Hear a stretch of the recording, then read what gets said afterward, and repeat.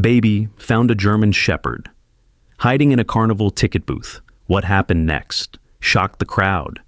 What happened next will shock you.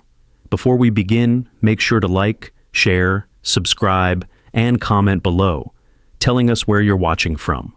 The story you're about to listen to started on a night that seemed ordinary, but ended in a way that left an entire town in tears. 3-year-old Max had no idea that wandering away from his mom for just 2 minutes would lead to the most incredible discovery of his young life. The Springfield County Fair buzzed with energy as families wandered between game booths and food trucks. Colorful lights painted the evening sky in shades of pink and gold, while the sweet smell of caramel apples mixed with the distant sound of carnival music. Children's laughter echoed through the warm summer air as parents chased after their little ones, trying to keep up with boundless energy. Sarah Chen clutched her son, Max's tiny hand, as they walked past the ring toss games and spinning teacups. At 3 years old, Max had the curiosity of a detective and the speed of a runaway train. His bright blue eyes darted from one attraction to another, taking in every sight and sound with wonder. "Mommy, look at the pretty lights." Max pointed toward the Ferris wheel, its colorful bulbs creating a magical glow against the darkening sky. Sarah smiled, adjusting her grip on his small fingers. "They are beautiful, aren't they? Should we go get some cotton candy before we ride the carousel?" Max nodded enthusiastically, his blonde curls bouncing with each step. The fairgrounds were more crowded than usual tonight, with families taking advantage of the perfect weather. Sarah navigated through the growing crowd, keeping Max close as they made their way toward the concession stands. But crowds can be tricky things, especially when you're 3 feet tall and surrounded by legs moving in every direction.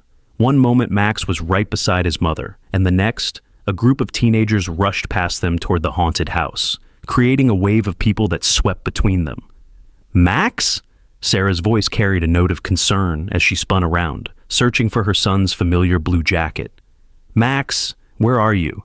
The little boy found himself standing alone near a row of game booths, the crowd having carried him several yards away from his mother.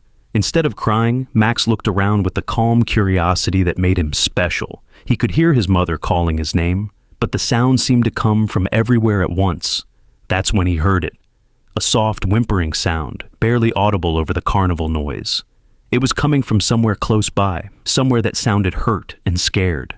Max followed the sound, his small feet carrying him toward a weathered ticket booth that sat dark and abandoned at the edge of the midway. The paint was peeling, and a handwritten sign read, "Closed for repairs." But the whimpering was definitely coming from inside. Getting down on his hands and knees, Max peered under the wooden counter. What he saw made his heart skip a beat. A large German Shepherd lay curled in the shadows, his dark fur matted and dirty. The dog's brown eyes looked up at Max with a mixture of fear and desperate hope. "Hi, doggy," Max whispered softly, the way his mother had taught him to speak to animals. "Are you okay?" The dog's tail gave the tiniest wag, but he didn't move from his hiding spot. Max could see scratches on the dog's face and what looked like dried blood on his collar. The sight made Max's chest feel tight with worry. "You're hurt," Max said, his voice gentle and understanding. "Don't worry, I won't hurt you." Slowly, carefully, Max crawled under the counter to sit beside the trembling dog. The space was cramped and dusty, but Max didn't mind. He reached into his pocket and pulled out a piece of cotton candy he'd been saving for later. "Are you hungry?" he asked, holding out the pink fluff. The dog sniffed cautiously, then gently took the cotton candy from Max's small hand. As he ate, Max noticed something strange about the dog's collar. It was thick and black, but there was something embedded in it that looked like a small electronic device. The device had a tiny red light that blinked slowly, like a heartbeat. "What's that thing on your collar?" Max asked, reaching out to touch it. The moment his fingers made contact with the device, the dog flinched and let out a low growl. But he wasn't growling at Max. His eyes were fixed on something beyond the booth, and his body had gone rigid with fear. Max followed the dog's gaze and saw 2 men in dark jackets standing near the carousel. They weren't enjoying the carnival like everyone else. They were looking around with sharp, searching eyes, and something about them made Max feel scared too. "Are those the bad men?" Max whispered to the dog. The German Shepherd's growl grew deeper, and he pressed closer to Max, as if trying to protect him. Max wrapped his small arms around the dog's neck, feeling the animal's heart beating fast against his chest. Meanwhile, Sarah's search for Max had turned frantic. She ran from booth to booth, calling his name and asking everyone if they'd seen a little boy in a blue jacket. The carnival security had been notified, and their voices crackled over walkie-talkies as they spread out across the fairgrounds. "Max! Max, where are you?" Sarah's voice was getting hoarse from shouting. A security guard named Tom approached her, his expression serious but kind. "Ma'am, we've got everyone looking for him. Can you describe what he was wearing again?" "Blue jacket, jeans, and light-up sneakers," Sarah said, her voice shaking. "He's only 3. He wouldn't just wander off like this." But Max wasn't wandering. He was sitting in that dusty booth, holding a scared dog and watching 2 men who made both of them feel afraid. The dog had stopped growling, but Max could feel the tension in his body. Something was very wrong here. "What's your name?" Max asked the dog softly. The dog looked at him with those intelligent brown eyes, and Max could swear he was trying to tell him something. The red light on his collar blinked faster now, and the dog kept glancing toward the 2 men who were moving closer to their hiding spot.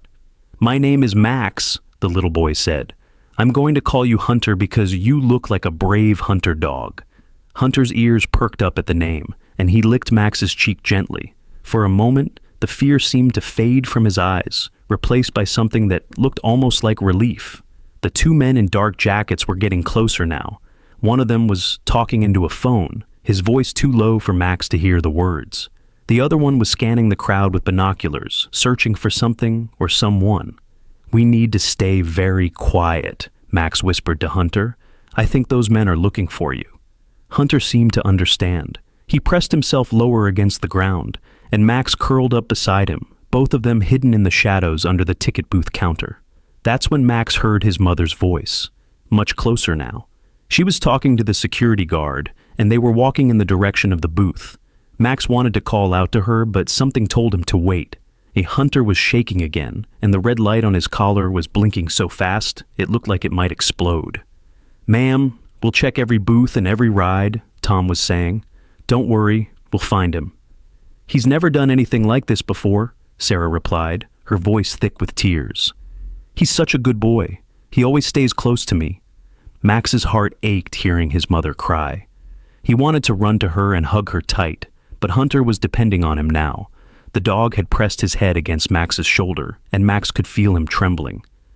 "I won't leave you," Max whispered to Hunter. "I promise." The 2 men in dark jackets had split up now. One was heading toward the game booths on the left, while the other was coming straight toward the abandoned ticket booth. Max held his breath as heavy footsteps approached their hiding spot. The man stopped just outside the booth and spoke into his phone. "No sign of him yet, but the tracker is definitely active in this area. He's got to be close." "Tracker?" Max looked down at the blinking red light on Hunter's collar. These men weren't just looking for any dog. They were tracking Hunter with that device. "Keep looking," the man continued. "We need to find him before anyone else does. If word gets out about what he knows, we're all in trouble." Max's 3-year-old mind couldn't understand all the words, but he understood enough to know that Hunter was in danger. These men wanted to hurt his new friend, and Max wasn't going to let that happen. The man's footsteps moved away, but Max could still hear him talking on his phone.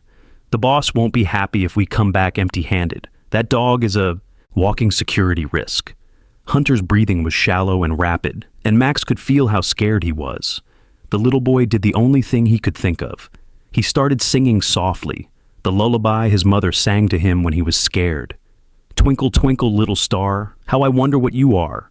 Hunter's breathing began to slow, and some of the tension left his body. Max continued singing, his small voice barely audible over the carnival sounds. Up above the world so high, like a diamond in the sky. As he sang, Max noticed something else strange about Hunter's collar. Besides the blinking device, there was a small metal tag that was partially burned and scratched. He could make out a few letters, K9, and what looked like part of a badge number. "Are you a police dog?" Max asked quietly. Hunter's ears perked up at the word police, and his tail wagged slightly. Max felt a surge of excitement and fear. If Hunter was a police dog, why was he hiding? And why were those men trying to find him? The questions swirled in Max's mind, but he pushed them away. Right now, all that mattered was keeping Hunter safe. The dog had stopped shaking, and he was looking at Max with something that looked like gratitude. "Don't worry," Max said, stroking Hunter's soft fur. "My mommy will help us. She's really smart, and she always knows what to do." But even as he said the words, Max wondered how he was going to explain all of this to his mother.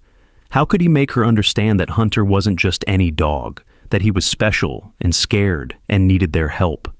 The carnival continued around them, families enjoying rides and games, completely unaware of the drama unfolding in the abandoned ticket booth. Max held Hunter close, both of them hidden in the shadows, waiting for the right moment to reveal themselves. The red light on Hunter's collar continued to blink, a silent beacon that connected him to a past Max couldn't understand. But somehow, the little boy knew that finding Hunter wasn't an accident. It was the beginning of something bigger, something that would change both of their lives forever. As the two men in dark jackets continued their search, moving further away from the ticket booth, Max made a decision. He was going to protect Hunter, no matter what. The dog had already been through enough, and Max wasn't going to let anyone hurt him. "We're going to be okay," Max whispered to Hunter. "I promise." And in that moment, as a 3-year-old boy held a scared German Shepherd in his arms, neither of them knew that their meeting would soon uncover secrets that had been hidden for years, secrets that would shock everyone who heard their story. The search for Max had grown more intense as the minutes ticked by. Sarah's panic had spread through the carnival like wildfire, and now dozens of people were looking for the missing 3-year-old. The security team had expanded their search to include every corner of the fairgrounds, while local police had been called in to help. "We've checked the carousel 3 times, Tom, the security guard, reported over his radio. No sign of the boy anywhere near the rides. Sarah stood near the entrance gate, her hands shaking as she called Max's name for what felt like the 100th time. Other parents had stopped their own fun to join the search, understanding that any child could be their own. The carnival owner had even agreed to turn down the music so they could hear better. "Max, please baby, if you can hear mommy, come out." Sarah's voice cracked with emotion. Meanwhile, hidden under the ticket booth counter, Max heard his mother's desperate calls. His heart ached to run to her, but every time he started to move, Hunter would press closer to him, trembling with fear. The dog's eyes kept darting toward the 2 men in dark jackets, who were now systematically checking every booth and attraction. "I want to go to mommy," Max whispered to Hunter. "But you're scared of those men, aren't you?" Hunter's response was a low whine that sounded almost like he was trying to explain something. The red light on his collar was blinking faster now, and Max noticed that every time one of the men got closer, the light would pulse more rapidly. "That light is like a signal, isn't it?" Max said softly. "They're using it to find you." The little boy might have been only 3 years old, but he had always been smart for his age. He understood that the men weren't trying to help Hunter. They were hunting him. One of the men was approaching their hiding spot again. This time, he had a small device in his hand that was beeping softly. The beeping got faster as he got closer to the ticket booth, just like Hunter's collar light. "The signal is definitely strongest here," the man said into his phone. "He's got to be hiding somewhere in this area." Max held his breath as the man's heavy boots stopped just inches from where they were hiding. Through a small gap in the wooden boards, Max could see the man's legs and the strange device in his hand. "I don't care what it takes," the man continued his phone conversation. "We need to find that dog before someone discovers what he really is. The boss made it clear. This stays buried." Hunter's whole body went rigid at the sound of the man's voice, and Max could feel the dog's muscles tense like he was ready to run or fight. But he was also protecting Max, keeping himself between the little boy and the potential threat.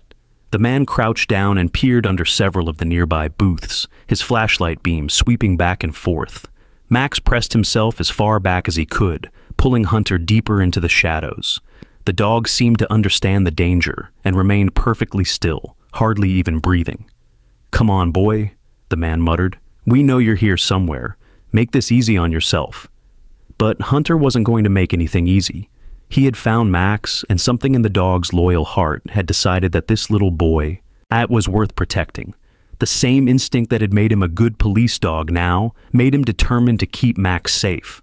The flashlight beam swept closer to their hiding spot, and Max squeezed his eyes shut, hoping they wouldn't be discovered. That's when he heard a different voice, one that made his heart leap with joy. "Max, Max, where are you, sweetheart?" It was his mother, and she was getting closer, but so was the man with the flashlight, and Max could see that he was getting frustrated with his search. "Nothing here," the man said into his phone, "but the tracker says he's definitely in this area. Keep looking." As the man moved away, Max heard his mother's voice again, this time talking to someone else. "He's never done anything like this before," Sarah was saying. "Max is usually so well behaved. He knows to stay close to me." "Don't worry, ma'am," came another voice. Tom, the security guard. "We'll find him. Kids his age sometimes get fascinated by something and lose track of time. He's probably just exploring." Max wanted to call out to them, but Hunter was looking at him with those intelligent brown eyes, and Max could see the fear there. The dog was depending on him, and Max had promised not to leave him alone. "I know you're scared," Max whispered to Hunter, "but my mommy is nice. She'll help us." Hunter seemed to consider this, tilting his head the way dogs do when they're thinking. The red light on his collar had slowed its blinking slightly, but it was still pulsing steadily. That's when Max heard his mother's voice again, much closer this time. She was talking to Tom, and they were walking directly toward the ticket booth. "We should check the abandoned booths too," Sarah was saying. "Maybe he got curious about one of them." "Good idea," Tom replied. "This old ticket booth has been closed for repairs, but kids sometimes like to explore places they're not supposed to." Max's heart started beating faster. They were going to find him, which meant they were going to find Hunter too. He looked at the scared dog and made a decision that would change everything. "Hunter," Max whispered, "I'm going to tell my mommy about you, but you have to trust me, okay? She's going to help us both." The dog looked at him for a long moment, then gently licked Max's cheek. It was as if he understood and was saying goodbye to their secret hiding place. "Max?" Sarah's voice was right outside the booth now. "Max, are you in there?" The little boy took a deep breath and called out, "Mommy, I'm here." The relief in Sarah's voice was immediate and overwhelming. "Max, oh thank God, where are you, baby?" "I'm under the counter," Max said, his voice small but clear. "But Mommy, I'm not alone. There's a dog here, and he's scared." Sarah dropped to her knees and peered under the counter, her flashlight illuminating the cramped space. What she saw made her gasp. Her son sitting with his arms around a large German Shepherd, both of them looking up at her with wide, trusting eyes. "Max, honey, come out from there right now," Sarah said, trying to keep her voice calm even though her heart was racing. "That's a very big dog, and we don't know if he's friendly." "He is friendly, Mommy," Max said earnestly. "His name is Hunter, and he's hurt. Look at his collar. It has a blinking light." Sarah could indeed see the strange device attached to the dog's collar, and something about it made her uneasy. This wasn't just any stray dog. The collar looked official, almost military. "Max, I need you to come out slowly," Sarah said. "Don't make any sudden movements." But as Max started to crawl out from under the counter, Hunter whined and pressed closer to him. The dog clearly didn't want to be separated from the little boy who had shown him kindness. "He doesn't want me to leave him," Max explained. "Mommy, there are bad men looking for him. They want to hurt him." Sarah's mother instincts went into high alert. "What bad men, Max?" "The men in dark jackets," Max said. "They have a machine that beeps, and they're using it to find Hunter. He's really scared of them." Tom, the security guard, had been listening to this conversation with growing interest. "Ma'am, can you describe these men?" Before Sarah could answer, Max spoke up. "They're over there by the game booths. One of them has a phone, and the other one has binoculars." Tom looked in the direction Max was pointing and immediately spotted the two men. Something about their behavior had been bothering him all evening. They weren't acting like carnival guests. They were searching for something, with the focused intensity of people on a mission. "I'm going to call this in," Tom said, reaching for his radio. "Something's not right here." But before he could make the call, one of the men in dark jackets appeared at the entrance to the ticket booth. He was tall and intimidating, with cold eyes that swept over the scene with calculating precision. "Excuse me," the man said, his voice polite but with an underlying edge. "I couldn't help but notice you found our dog." Sarah instinctively moved closer to Max, her protective instincts flaring. "Your dog?" "Yes," the man replied smoothly. "He escaped from our transport vehicle earlier tonight. We've been looking everywhere for him." Hunter's reaction was immediate and dramatic. The moment he saw the man, he began growling low in his throat, his hackles rising. The dog pressed himself protectively in front of Max, clearly agitated by the man's presence. "That doesn't look like a happy reunion," Tom observed, his hand moving to his radio again. The man's smile became strained. "He's been traumatized by his escape. We're from a private security firm, and he's one of our trained dogs. Very valuable, very dangerous if not handled properly." "He's not dangerous," Max said firmly from his position behind Hunter. "He's scared. You're the one who's scary." The man's eyes flicked to Max, and Sarah didn't like what she saw there. This wasn't someone who cared about a lost dog. This was someone who saw Hunter as a problem to be solved. "I'm going to need to see some identification," Tom said, stepping between the man and the family, "and some proof that this dog belongs to you." The man's expression hardened. "I don't think you understand the situation here. This is a matter of national security." Those words sent a chill through Sarah. National security? What kind of dog was Hunter, and what had Max stumbled into? "All the more reason to see proper identification," Tom replied firmly. "I'm not releasing this dog to anyone without proper documentation." The man reached into his jacket, and for a moment, Sarah feared he was going for a weapon. Instead, he pulled out a phone and spoke into it quickly. "We have a problem," he said. "The dog has been found, but there are civilians involved, yes, including a child." Hunter's growling intensified, and the red light on his collar began blinking rapidly again. Max noticed that the dog's attention was divided between the man in front of them and something else, something that was making him even more agitated. "Mommy," Max whispered, "there's another one coming." Sarah turned to see the second man in a dark jacket approaching from behind them. They were being surrounded, and she didn't like it one bit. "Tom," she said quietly, "I think we need backup." But Tom was already ahead of her, speaking into his radio. "This is Carnival Security requesting immediate police assistance at the north entrance. We have a situation involving a potentially stolen animal and suspicious individuals." The first man's face darkened. "That won't be necessary. We have jurisdiction here." "Jurisdiction over what?" Sarah demanded, her fear giving way to anger. "You can't just claim a dog without proof, and you certainly can't intimidate a 3-year-old child." Hunter seemed to sense the rising tension. He stopped growling and instead began to whine softly, a sound that was heartbreaking in its intensity. The dog was clearly torn between his fear of the men and his desire to protect Max. "It's okay, Hunter," Max said softly, reaching out to stroke the dog's fur. "We won't let them hurt you." The moment was interrupted by the sound of sirens in the distance. Tom's call for backup had been heard, and help was on the way. The two men in dark jackets exchanged worried glances. "This is becoming complicated," the second man said to his partner. "Maybe we should withdraw and wait for another opportunity." "No," the first man replied firmly. "We can't let this situation get out of control. Too much depends on getting that dog back." Sarah felt a surge of protectiveness toward both Max and Hunter. Whatever these men wanted, it wasn't good for either of them. She moved closer to her son, ready to defend him if necessary. "Max," she said quietly, "I want you to stay very close to me, okay?" "What about Hunter?" Max asked, his small hand still resting on the dog's head. "Hunter too," Sarah said, making a decision that would change all their lives. "He's with us now." The police sirens were getting closer, and the two men in dark jackets were clearly running out of time. The first man pulled out his phone again and made another call. "Sir, we need extraction. The situation has become public, and local law enforcement is involved." Whatever the person on the other end of the line said made the man's face go pale. He hung up and looked at his partner with something that looked like fear. "What did he say?" the second man asked. "He said we're on our own.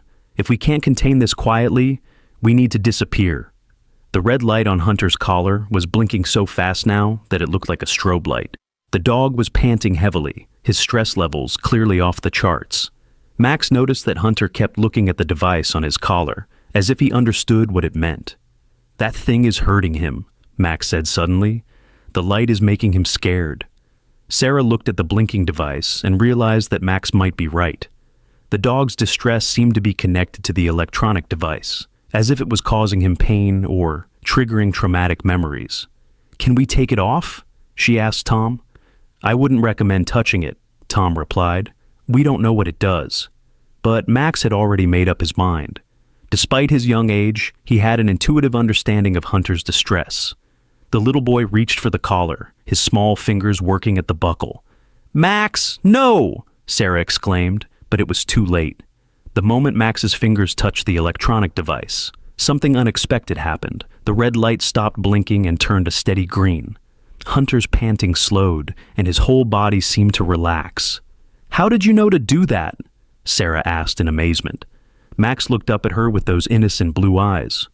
"Hunter told me to," he said simply. The two men in dark jackets were staring at Max with expressions of shock and fear. Whatever the little boy had just done, it wasn't supposed to be possible.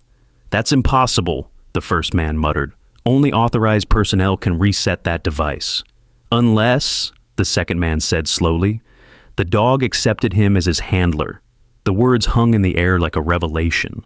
Hunter had bonded with Max, and somehow that bond had overridden the electronic device's programming. The dog had chosen his new partner, and that partner was a 3-year-old boy who had shown him kindness when he was scared and alone. As the police sirens grew louder and the first patrol car appeared in the distance, Sarah realized that their quiet night at the carnival had turned into something much bigger. Hunter wasn't just any dog, and the men who were hunting him weren't just any criminals. They were all part of a story that was just beginning to unfold, a story that would test the bonds between a boy and his dog against forces they couldn't yet understand. The moment the police car pulled up to the carnival entrance, the two men in dark jackets exchanged a look that spoke volumes. Without another word, they melted back into the crowd, disappearing between the game booths and food trucks like shadows retreating from the light. Their sudden departure left Sarah, Max, Tom, and Hunter standing in an uneasy silence. "Where did they go?" Max asked, looking around with confusion. "The bad men just left." Officer Maria Rodriguez stepped out of the patrol car, her experienced eyes taking in the scene quickly. She was a 10-year veteran of the Springfield Police Department, and something about the situation immediately put her on alert. The way the security guard was standing protectively near the family, the obvious stress on the mother's face, and the large German Shepherd pressed close to the little boy all suggested this wasn't a simple case of a lost child. "I'm Officer Rodriguez," she said, approaching the group with calm authority. "I understand we have a situation here." Tom stepped forward, his relief evident. "Officer, we found the missing child, but there's more to this story. 2 men were here claiming ownership of this dog, but something felt very wrong about the whole thing." Sarah held Max's hand tightly as she explained what had happened. "They said the dog belonged to some kind of security firm, but Hunter was terrified of them, and this collar he's wearing has some kind of electronic device that was making him distressed." Officer Rodriguez crouched down to get a better look at Hunter's collar. The device that had been blinking red was now glowing a steady green, and she could see it was far more sophisticated than any normal pet tracking collar. "This looks military grade," she murmured, her concern growing. "Has anyone touched this device?" "Max did," Sarah said, watching her son stroke Hunter's fur.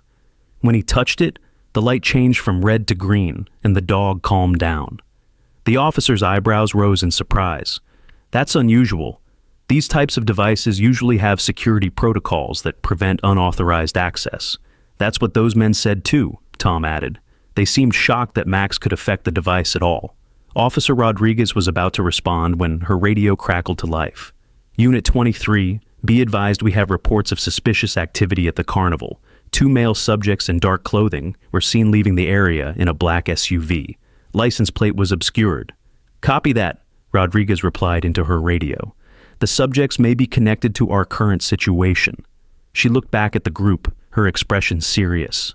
"I'm going to need you all to come to the station to give statements, and we're going to need to have this collar examined by our tech unit." "Will Hunter have to go somewhere else?" Max asked, his small voice filled with worry. Officer Rodriguez studied the boy and the dog, noting how they seemed naturally bonded despite having just met. "For now, he can stay with you, but we need to find out where he came from and why those men were so interested in him."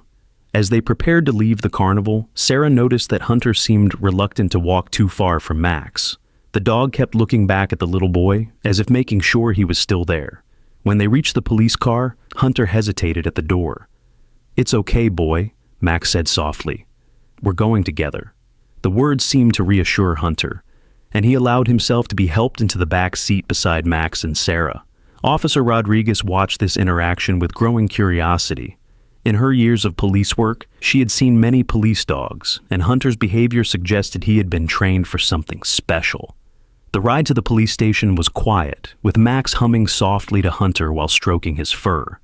The dog had completely relaxed, his head resting on Max's lap, as if he had found exactly where he belonged. Sarah watched her son with a mixture of pride and concern. Max had always been empathetic with animals, but this connection seemed different, deeper somehow. At the station, Officer Rodriguez led them to a comfortable interview room, while she called for backup from the K-9 unit and the technology department. Within an hour, the small room was bustling with activity as specialists arrived to examine Hunter and his mysterious collar. Detective James Parker, a seasoned investigator with 20 years on the force, took charge of the case. He was a tall man with graying hair and kind eyes that immediately put Max at ease. "So, you're the young man who found our friend here," Detective Parker said, kneeling down to Max's level. "Can you tell me exactly what happened when you first saw him?" Max nodded eagerly, happy to help. He was hiding under the ticket booth, and he was really scared. His collar was blinking red, and when I touched it, it turned green. "You weren't afraid of such a big dog?" Detective Parker asked. "No," Max said simply. "He was hurt and scared. I wanted to help him." Meanwhile, Sergeant Lisa Chen from the K-9 unit was examining Hunter with expert hands. She checked his teeth, his paws, and his overall condition, while the dog remained calm under Max's reassuring presence. "This is definitely a trained working dog," Sergeant Chen reported. "His muscle tone, his alertness, his response to commands. He's had extensive professional training, but he's also been through some kind of trauma. Look at these scars." She pointed to several old wounds on Hunter's flanks and legs, marks that spoke of either harsh training or dangerous situations. The dog's eyes also had a wariness that suggested he had seen things that no animal should have to experience. Dr. Emily Watson from the police tech unit was carefully examining the collar device with specialized equipment. "This is fascinating," she said, looking up from her scanner. "The device is definitely government issue, but it's been modified. There are components here that I don't recognize." "What kind of modifications?" Detective Parker asked. "It looks like someone added a neural interface component," Dr. Watson explained. "This collar isn't just tracking the dog's location, it's monitoring his brain activity and possibly even influencing it." The room fell silent as the implications of this discovery sank in. This wasn't just a tracking collar, it was a control device. "You mean they were controlling his mind?" Sarah asked, horrified. "Not exactly controlling, Doctor," Watson clarified, "but possibly suppressing certain memories or responses. The fact that it changed when Max touched it suggests the dog was able to override the suppression when he felt safe." Max, who had been listening to all of this with the serious attention that 3-year-olds sometimes show for important conversations, suddenly spoke up. "Hunter remembers things now. That's why he's not as scared." Everyone turned to look at the little boy, surprised by his insight. "What do you mean, sweetie?" Sarah asked. "When the light was red, he couldn't remember good things," Max explained with the simple logic of childhood. "Now that it's green, he remembers that some people are nice." Detective Parker exchanged glances with his colleagues. The boy's observation was remarkably astute and might explain Hunter's dramatic change in behavior.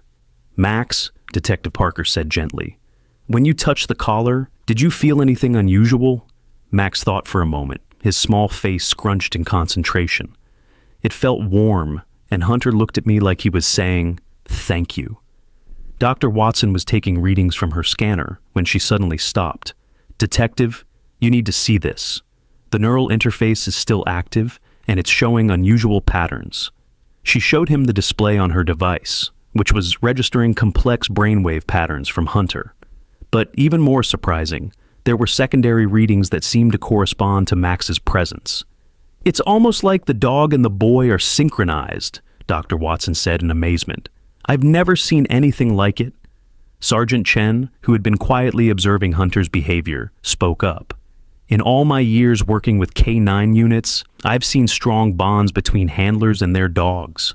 But this is different. It's like they understand each other on a level that goes beyond normal training. Officer Rodriguez, who had been coordinating with other departments, returned to the room with new information.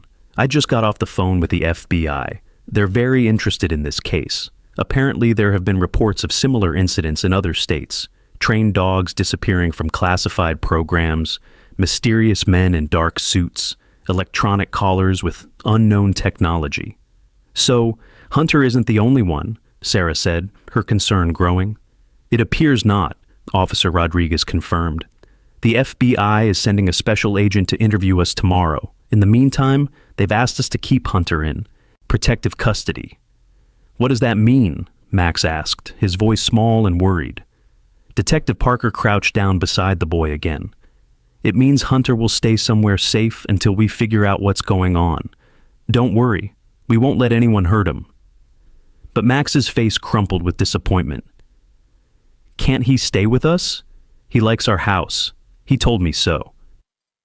The adults exchanged glances, touched by the boy's distress. Hunter seemed to sense Max's sadness and nuzzled closer to him, offering comfort. Actually, Sergeant Chen said thoughtfully, given the unusual bond they've formed, it might be beneficial to keep them together. The dog is clearly calmer and more responsive when Max is around. But is it safe? Sarah asked. If there are people out there looking for Hunter, won't they come looking for us too?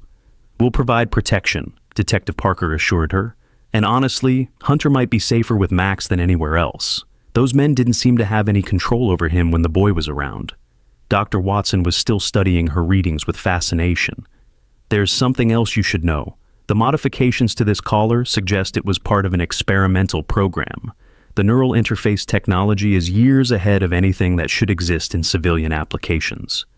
What kind of experiment? Officer Rodriguez asked. If I had to guess, I'd say they were trying to create enhanced working dogs. Animals with improved intelligence, memory, and possibly even psychic abilities. The room fell silent again as everyone processed this information. They were dealing with something far beyond a simple case of animal abuse or theft. But why Max? Sarah asked. Why did Hunter bond with my son specifically? Dr. Watson looked at the readings on her device again. Children's brains are more flexible, more open to unusual connections. It's possible that Max was able to interface with the collar's technology in a way that an adult couldn't. Max, who had been listening to all of this while petting Hunter, suddenly looked up. Hunter wants to tell you something, but he can't use words. What does he want to tell us? Detective Parker asked, playing along with the boy's imagination. Max was quiet for a moment, his hand resting on Hunter's head. He says there are other dogs like him, and they're all scared. The bad men hurt them and made them forget who they really are. The adults stared at Max in stunned silence. The boy's words carried a weight that went far beyond childish fantasy. How do you know that? Sarah asked gently. Hunter shows me pictures in my head, Max said matter-of-factly. Like a movie, but fuzzy. Dr. Watson's scanner began beeping frantically. The neural activity is off the charts. Both the dog and the boy are showing synchronized brainwave patterns that I've never seen before. Sergeant Chen leaned forward, studying Hunter's behavior. You know, some of the most successful K9 handlers report having an almost telepathic connection with their dogs. But this seems to go beyond that. So what do we do now? Sarah asked, feeling overwhelmed by the enormity of what they were facing. Detective Parker stood up, his expression determined. First, we keep Hunter and Max together. They're clearly safer that way. Second, we work with the FBI to track down these experimental programs and the people running them. And third, we protect this family from anyone who might want to use them. Officer Rodriguez nodded in agreement. I'll coordinate with federal agents to set up security at your home, and we'll need to keep this quiet. If word gets out about what Max can do, it could put him in even more danger. As the evening wore on, arrangements were made for Hunter to stay with Max and Sarah temporarily. A veterinarian was called in to give Hunter a thorough examination, confirming that despite his past trauma, he was in good health. The electronic collar was carefully removed and taken to a secure facility for further analysis. Will Hunter be okay without his collar? Max asked, watching as Dr. Watson carefully disconnected the device. "He'll be better than okay," Sergeant Chen assured him. "That collar was hurting him, remember? Now he can be himself again." Indeed, as soon as the collar was removed, Hunter seemed to stand taller, his posture more confident. But he never moved far from Max's side, as if the boy had become his anchor in a world that had been confusing and frightening for too long. As they prepared to leave the police station, Detective Parker pulled Sarah aside. "Mrs. Chen, I want you to understand the seriousness of this situation. Your son has somehow formed a connection with a dog that appears to be part of a classified government program. There are people out there who will stop at nothing to get Hunter back, and now they know about Max."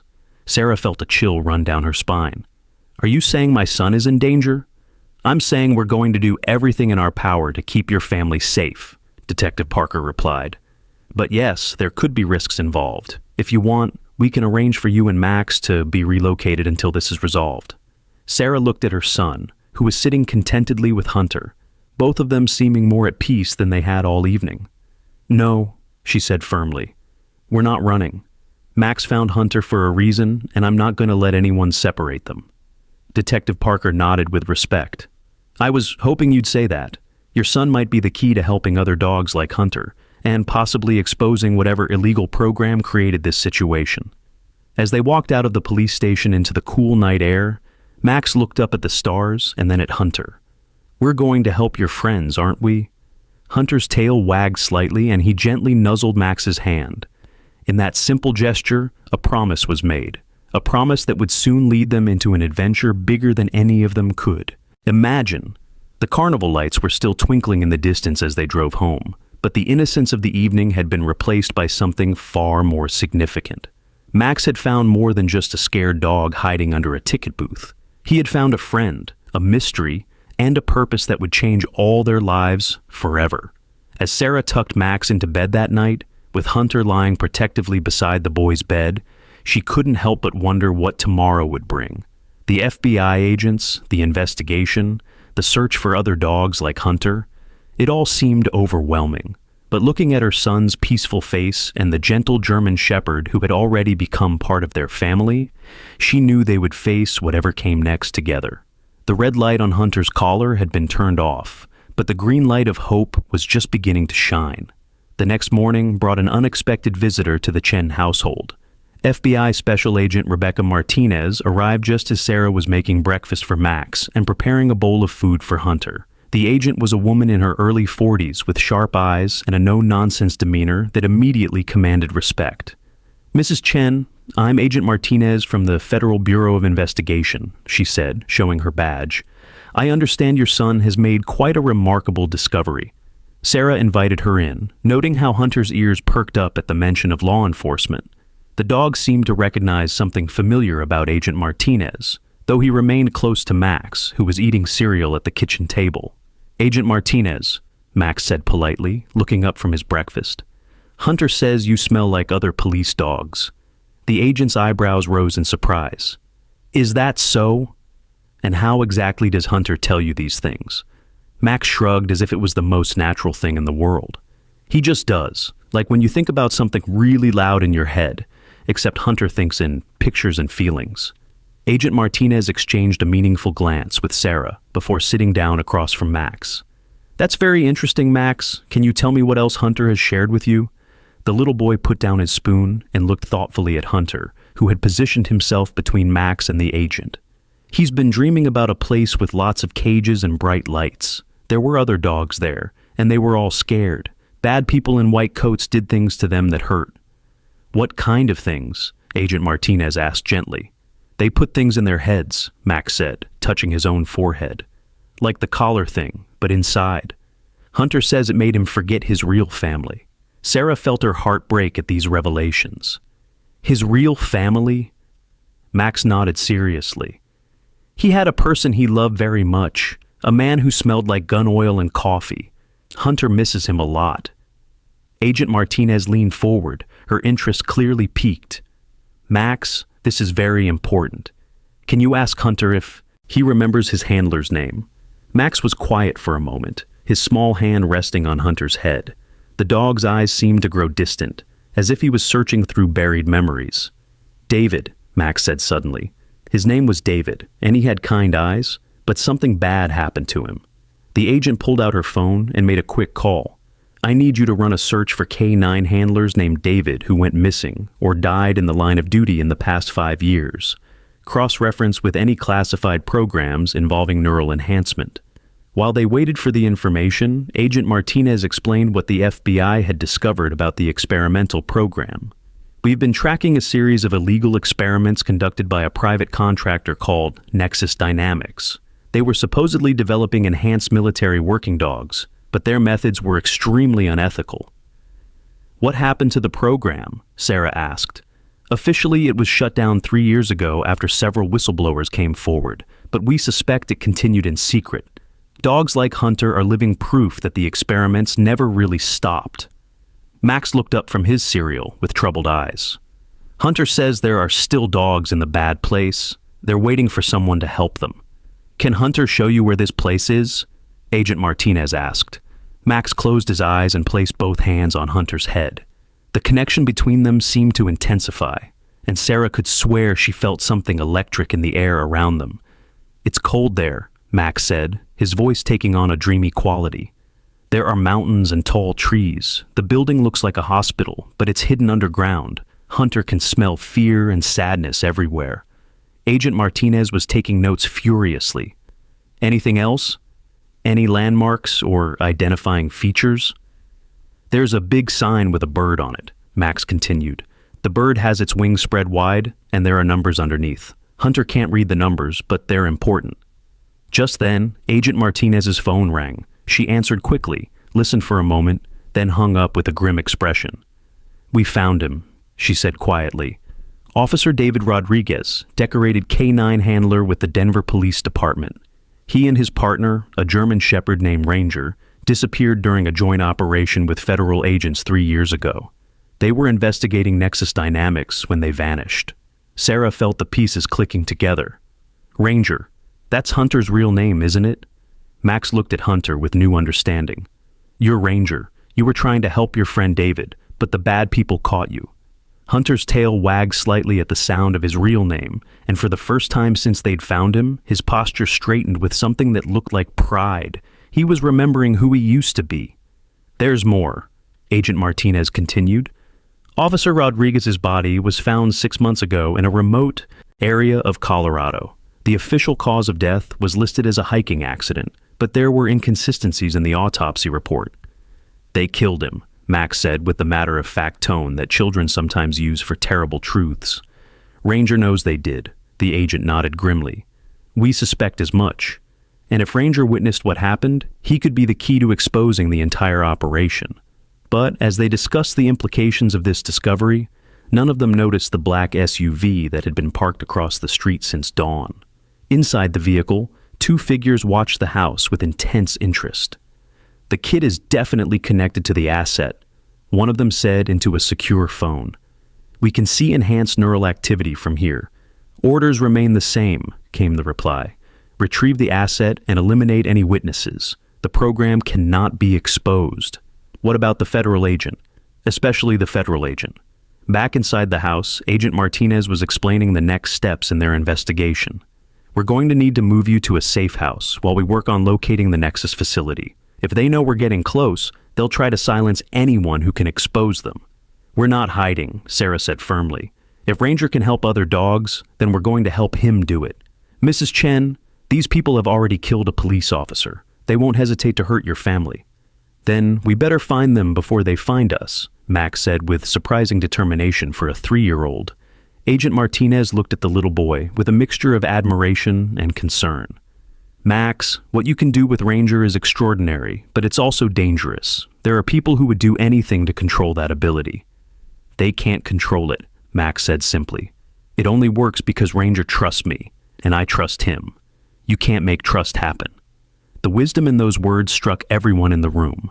The bond between Max and Ranger wasn't something that could be replicated or weaponized. It was built on mutual respect and genuine care. "There's something else." Ranger seemed to be communicating something to Max, who nodded as if receiving important information.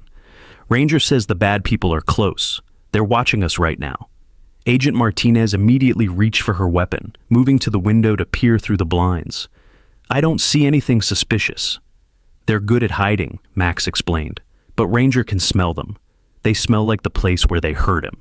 The agent made another quick phone call, requesting immediate backup and surveillance. We need to move you now, she said urgently. But as they prepared to leave, Max suddenly stopped. Wait, Ranger wants to show me something important first. The little boy sat down on the floor next to the German Shepherd, placing his hands on either side of the dog's head. The connection between them seemed to intensify, and Max's eyes took on that distant look that meant he was receiving information from Ranger. There's a USB drive, Max said slowly, hidden in Ranger's old collar. David put it there before the bad people caught them. Agent Martinez felt her pulse quicken. What's on the drive? Pictures and videos of the bad place, Max replied. Proof of what they were doing to the dogs. Where is this collar now? Max's face scrunched in concentration. Ranger buried it somewhere safe. He can show us, but we have to hurry. The bad people are getting ready to move. Outside, the occupants of the black SUV were indeed preparing for action. They had received orders to move in within the next 10 minutes, regardless of the federal presence. Tranquilizer for the asset, one of them said, checking his equipment. Standard elimination protocols for everyone else. What about the kid's connection to the asset? The scientists want to study it. If we can figure out how he's interfacing with the neural implants, we might be able to replicate it.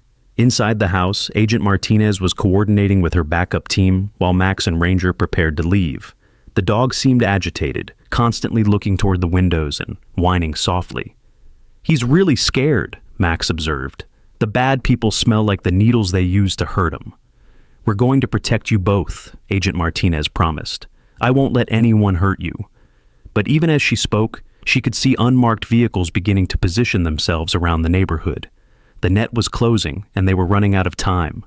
Max, I need you to help Ranger stay calm, Agent Martinez said. Can you do that for me? The little boy nodded seriously, wrapping his arms around Ranger's neck. It's okay, boy. We're going to find David's collar, and then everyone will know the truth about what they did to you. Ranger seemed to draw strength from Max's presence, his trembling subsiding as the boy's calm confidence flowed between them. The bond they shared was becoming stronger with each passing hour, and Agent Martinez was beginning to understand that separating them might be impossible. The backup team is 2 minutes out, she reported. We need to move as soon as they arrive. But as she spoke, the first tranquilizer dart shattered the kitchen window, embedding itself in the wall just inches from where Max had been standing. The attack had begun. Get down! Agent Martinez shouted, drawing her weapon as more darts flew through the broken window. Ranger immediately positioned himself over Max, shielding the boy with his body as they took cover behind the kitchen counter. The dog's training had kicked in, and despite his traumatic past, his protective instincts were stronger than his fear. Federal agents, you're surrounded! Agent Martinez called out, though she knew it was unlikely to deter their attackers. The response was another volley of tranquilizer darts, followed by the sound of the front door being forced open. The Nexus operatives were coming in fast and hard, clearly desperate to retrieve Ranger and eliminate any witnesses. Max, I need you and Ranger to get to the back of the house, Agent Martinez instructed, providing covering fire as figures in tactical gear stormed through the front door. But Max wasn't moving. Instead, he had his hands on Ranger's head and was speaking softly to the dog. Remember who you are, he whispered. Remember David, and remember that you're one of the good guys. Something extraordinary happened then.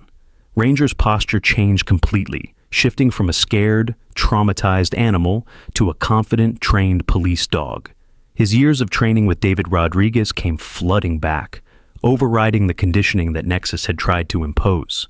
With a fierce bark that shook the windows, Ranger launched himself at the first operative through the door. His attack was precise and devastating, using techniques that had been drilled into him during his police training. The operative went down hard, his weapon flying across the room. "That's my boy!" Max cheered, his young voice filled with pride. The second operative raised his tranquilizer gun toward Ranger, but Agent Martinez was faster. Her shot caught him in the shoulder, spinning him around and sending his weapon clattering to the floor. But more operatives were coming through the back door now, and the situation was deteriorating rapidly. Agent Martinez found herself caught between two groups of attackers, with Max and Ranger trapped in the middle. "This is Agent Martinez requesting immediate backup," she called into her radio. "We have multiple hostiles and civilians in danger." The response crackled back through static. "Backup is 30 seconds out. Hold your position." 30 seconds felt like an eternity as the kitchen became a battlefield. Ranger continued to fight with renewed vigor, his police training making him a formidable opponent, even against armed attackers. But there were too many of them, and tranquilizer darts were flying from multiple directions. "Ranger!" Max called out as one of the darts grazed the dog's flank. The German Shepherd stumbled, but didn't go down, his bond with Max giving him strength to fight through the chemical effects. He turned toward the boy, his eyes saying everything that words couldn't express. "I know," Max said softly, understanding completely. "We fight together." And in that moment, something incredible happened. The connection between Max and Ranger intensified, beyond anything they had experienced before. The boy seemed to tap into the dog's enhanced senses, seeing the room through Ranger's eyes and understanding the tactical situation with clarity that shouldn't have been possible for a 3-year-old. "Behind the refrigerator," Max said urgently to Agent Martinez. "There's another one coming." She spun just in time to see an operative emerging from his hiding spot, and her shot took him down before he could fire. The sound of sirens was getting closer now, and the remaining Nexus operatives seemed to realize their window was closing. The leader of the group made a desperate decision. "Take the kid," he ordered. "If we can't get the asset, at least we can study the interface." But he had underestimated both Ranger's protective instincts and Max's newfound tactical awareness. As the operative lunged toward the boy, Ranger intercepted him with perfect timing, while Max rolled away to safety, exactly as his canine partner had anticipated. The kitchen door burst open as Agent Martinez's backup team finally arrived, flooding the room with federal agents. The remaining Nexus operatives found themselves outnumbered and outgunned, with nowhere to run. "Federal agents, drop your weapons!"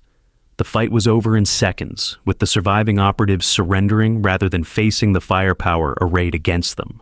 But even as the immediate danger passed, Max remained focused on Ranger, who was finally showing the effects of the tranquilizer dart. "Stay with me, boy," Max whispered, cradling the dog's head as Ranger fought to stay conscious. "We still have work to do." Agent Martinez knelt beside them, checking Ranger's vital signs. "He's going to be okay. The dose wasn't enough to bring him down completely." "Because he's stronger now," Max said with absolute certainty. "He remembers who he really is." As the chaos around them settled and the Nexus operatives were taken into custody, Agent Martinez realized that everything had changed. The attack had proven that Max and Ranger were indeed the key to exposing the illegal experiments, but it had also demonstrated that their bond was more powerful than anyone had imagined. "Mrs. Chen," Agent Martinez said, as Sarah emerged from her hiding spot, shaken but unharmed. "I think it's time we found that USB drive. If these people were willing to risk this much to stop us, then what's on that drive must be devastating to their operation." Max looked down at Ranger, whose eyes were clearer now, despite the tranquilizer. "He's ready to show us, aren't you, boy?" Ranger's tail wagged weakly, and in that simple gesture, a promise was renewed. They were going to find the evidence that David Rodriguez had died trying to protect, and they were going to make sure his sacrifice wasn't in vain. The battle for justice was just beginning, but with Max and Ranger working together, the truth was finally within reach. 2 hours later, the Chen family found themselves in a secure FBI facility, surrounded by the best technology the government had to offer. But all of that advanced equipment seemed secondary to the simple connection between a 3-year-old boy and a German Shepherd who had remembered his true purpose. Agent Martinez had assembled a task force of specialists, including Dr. Watson from the police tech unit and several FBI cybercrimes experts. The room buzzed with activity as they prepared to follow Ranger's memories to the location where David Rodriguez had hidden the crucial evidence. "Are you sure you're ready for this?" Agent Martinez asked Max, who was sitting cross-legged on the floor next to Ranger. "What we might find could be very upsetting." Max nodded with the serious expression of someone far older than his years. "Ranger needs to do this. David was his best friend, and he's been carrying this secret for too long." Dr. Watson had set up monitoring equipment to track the neural activity between Max and Ranger during their connection. "The readings are extraordinary," she reported. "It's like they're sharing a single consciousness." Sarah watched her son with a mixture of pride and concern. In just 2 days, Max had gone from being an ordinary 3-year-old to being the key witness in a major federal investigation. But she could see that this was important to him, that helping Ranger was giving him purpose. "Okay, boy," Max said softly, placing his hands on Ranger's head. "Show me where David hid the collar." The connection established immediately, and Max's eyes took on that distant look that meant he was seeing through Ranger's memories. But this time was different. The images were clearer, more detailed, as if Ranger's recovering memories were becoming stronger with each passing hour. "We're in a park," Max said slowly, his voice taking on a dreamy quality. "There are big trees and a playground. David is scared, but he's trying not to show it. He knows the bad people are coming for them." Agent Martinez leaned forward, taking notes. "Can you see any landmarks, street signs, building names, anything that might help us identify the location?" Max's face scrunched in concentration. "There's a statue of a man on a horse, and a sign that says Memorial Park. David is walking toward a big oak tree near the pond." "Memorial Park in Denver," one of the FBI technicians said immediately. "I know that park. The statue is of a Civil War general." "David is digging," Max continued, his voice filled with emotion as he experienced Ranger's memories. "He's burying the collar under the tree roots. He's telling Ranger to remember this place, to come back someday when it's safe." Tears began running down Max's cheeks as he shared Ranger's grief. "David knows he's not going to see Ranger again. He's saying goodbye." The room fell silent as everyone absorbed the tragedy of that moment. A dedicated police officer, knowing he was about to die, had taken his final moments to hide evidence that could expose his killers. "Ranger is so sad," Max whispered. "He wanted to stay with David, but David made him run. He said Ranger had to survive to tell the truth someday." Agent Martinez felt her throat tighten with emotion. "And now he can. You're helping him keep that promise to David." The journey to Denver took 3 hours by helicopter, with Max and Ranger accompanied by a full security detail. As they flew over the Rocky Mountains, Max kept his hand on Ranger's head, maintaining their connection and ensuring the dog stayed calm despite the aircraft noise. "Almost there, boy," Max said soothingly. "We're going to find what David left for us." When they landed at Memorial Park, a crowd had already gathered. Word of the story had somehow leaked to the media, and reporters were calling it the most incredible tale of loyalty and friendship they had ever covered. Police barriers kept the crowd at a safe distance, but Max could hear people calling out encouragement. "You can do it, Max! Help that brave dog! Find the truth!" The support of strangers seemed to give both Max and Ranger strength as they made their way toward the memorial statue. Ranger's nose was working constantly, sorting through 3 years of changed scents to find the familiar markers from that terrible day. "This way," Max said confidently, following Ranger's lead toward a massive oak tree near the park's central pond. He remembers this tree. David used to bring him here when they were off duty. The FBI excavation team had already cordoned off the area and brought in ground-penetrating radar to locate the buried collar. But as they set up their equipment, Ranger began digging with his powerful paws, instinctively knowing exactly where to look. "There," Max said, pointing to a spot near the tree's base. "Right there." The technicians began carefully excavating the area, using brushes and small tools to avoid damaging whatever might be buried there. The crowd watched in hushed anticipation as layers of soil were carefully removed. "I've got something," one of the technicians called out. Slowly, carefully, they uncovered a waterproof container that held David Rodriguez's collar and badge. But more importantly, attached to the collar was a small USB drive, exactly as Max had described. "David, we found it," Max whispered to Ranger, who was trembling with emotion as he saw his old partner's collar again. Agent Martinez immediately secured the drive and called for a mobile computer lab to be brought to the scene. "We're going to see what David died trying to protect," she announced. The computer technician connected the drive to a secure laptop, and within minutes, files began appearing on the screen. What they saw made everyone gasp in horror. Video after video showed dogs being subjected to cruel experiments. Neural implants were being forcibly inserted into their brains while they were conscious. The animals' terrified cries filled the air as scientists in white coats took notes and discussed the procedures like they were working on machines instead of living beings. "This is barbaric," Agent Martinez said, her voice shaking with anger. But the worst was yet to come. The files contained financial records showing that Nexus Dynamics had been selling enhanced military dogs to foreign governments and terrorist organizations. The neural implants weren't just for control. They were turning loyal American police and military dogs into weapons that could be used against their own country. Officer Rodriguez discovered this, Agent Martinez realized. That's why they killed him. Max was watching the videos with tears streaming down his face, feeling every moment of suffering through his connection with Ranger. He remembers being there, Max said softly. He saw them hurt his friends, and he couldn't stop it. The crowd that had gathered to watch was growing larger, and despite police efforts to maintain security, people were getting closer. Cell phone cameras captured every moment as the horrible truth was revealed. "The whole world is watching," Agent Martinez observed, realizing that this story was spreading across social media in real time. "Good," Max said with surprising firmness. "Everyone should know what they did. Maybe if enough people care, they'll help the other dogs too." The USB drive contained one final file that made everything clear. It was a video message from David Rodriguez himself, recorded just hours before his death.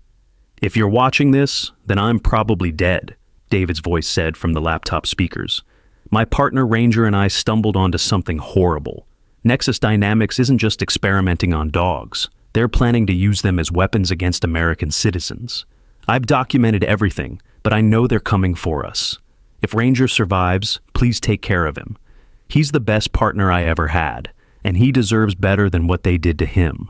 The message ended with David looking directly into the camera. "Ranger, if you ever see this, know that I love you, boy. You were always the best of us." Max felt Ranger's heart breaking through their connection, and he wrapped his arms around the dog's neck. "He knew you loved him too," Max whispered. "That's why you never gave up." Agent Martinez was already on her phone, coordinating with federal agencies across the country. "We need simultaneous raids on every Nexus facility. The evidence on this drive gives us everything we need for warrants." But the story was already spreading beyond law enforcement. The videos of the animal experiments had gone viral, sparking outrage around the world. Protesters were gathering outside government buildings, demanding action. Animal rights groups were calling for immediate intervention. "Max," a reporter called out from behind the police barriers, "how does it feel to be the little boy who exposed this conspiracy?" Max looked up from where he was comforting Ranger, his young face serious but determined. "I didn't expose anything," he said clearly. "Ranger did. He's the hero. He remembered everything so the other dogs could be saved." The crowd erupted in cheers and applause, recognizing the wisdom in the little boy's words. This wasn't about human heroics. It was about loyalty, friendship, and the unbreakable bond between a boy and his dog. Within hours, the raids began. FBI teams hit Nexus facilities in 6 states simultaneously, rescuing dozens of dogs and arresting the scientists and executives responsible for the illegal experiments. The underground facility that Max had seen in Ranger's memories was found in the Colorado mountains, exactly as described. 43 dogs rescued, Agent Martinez reported, as the sun began to set over Memorial Park. All of them showing signs of neural implants and psychological trauma. But they're alive, and they're safe now. Max was sitting with Ranger under the same oak tree where David Rodriguez had hidden the evidence. The dog seemed more at peace than he had since they'd found him, as if a great weight had been lifted from his shoulders. "Are you okay now?" Max asked his 4-legged friend. Ranger licked the boy's face gently, his tail wagging for the first time with pure joy rather than nervous energy. Through their connection, Max could feel that Ranger's traumatic memories were finally balanced by something stronger, the knowledge that his sacrifice and David's sacrifice had not been in vain. "He says thank you," Max announced to the crowd of reporters and onlookers, "not just from him, but from all the dogs we helped save today." As they prepared to leave the park, Agent Martinez knelt down beside Max and Ranger. "You know, the FBI could use partners like you two. When you're old enough, if you're interested in helping more animals, we'd be honored to have you on our team." Max considered this seriously. "Will there be other dogs who need help remembering who they are?" "Probably," Agent Martinez admitted. "Then, yes," Max said with the certainty that only children possess. Ranger and I will help them all. The helicopter ride back to Springfield was quiet, with Max and Ranger both exhausted from the emotional journey they had completed together. But as they flew over the lights of the city below, Sarah could see that her son had changed. He had found his purpose in helping others, just as Ranger had found his. "Mom," Max said sleepily as they approached their destination, "can Ranger stay with us forever?" Sarah looked at the German Shepherd, who had proven himself to be not just a loyal companion, but a genuine hero. "I think that's exactly what David would have wanted," she said softly. The story that had begun with a little boy finding a scared dog under a carnival ticket booth had ended with justice for the victims and hope for the future. The bond between Max and Ranger had not only saved countless animals, but had also shown the world that love and loyalty could overcome even the darkest secrets. As they landed and prepared to go home, the crowd that had gathered to welcome them back erupted in cheers, signs reading, "Heroes come in all sizes," and "Thank you, Max and Ranger," filled the air. "Look at all those people," Max said in wonder. "They're here because of what you and Ranger did," Sarah explained. "You changed the world today." Max looked at Ranger, who was pressed close to his side, and smiled. "We didn't change the world," he said, with the wisdom of someone far older than his. "Years. We just remembered that friendship is the most important thing of all." And in that moment, as a 3-year-old boy and a brave German Shepherd walked home together, everyone who watched understood that sometimes the most extraordinary heroes come in the most ordinary packages: love, loyalty, and the courage to do what's right. These were the powers that had brought down a conspiracy and saved innocent lives. The carnival lights were still twinkling in the distance, but now they seemed to shine a little brighter, as if reflecting the hope that Max and Ranger had brought back to the world. If this story touched your heart, make sure to share it with everyone you know and tell us in the comments where you're watching from. Sometimes the most powerful force in the world is simply the love between a child and their faithful companion. The end.